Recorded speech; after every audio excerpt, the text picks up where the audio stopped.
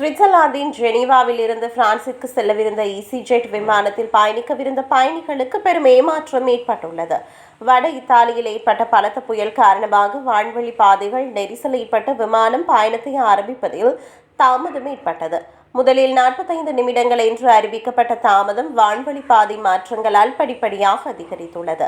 இறுதியில் 5 மணி நேரமாக நீண்டது. இதனால் பயணிகள் மிகுந்த மன உளைச்சலுக்கும் கோபத்திற்கும் ஆளானதாக தகவல்கள் தெரிவிக்கின்றன.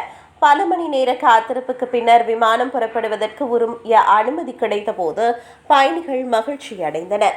ஆனால் நீண்ட நேரம் விமானத்திற்குள்ளேயே அடைந்து கிடந்ததால் பொறுமை இழந்த 3 பயணிகள் விமானத்திலிருந்து வெளியேற முடிவு செய்தனர்.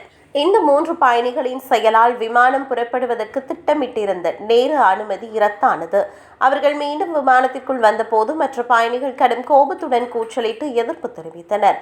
நிலைமை கைகலப்பாக மாறியதால் பெரும் பரபரப்பு ஏற்பட்டது.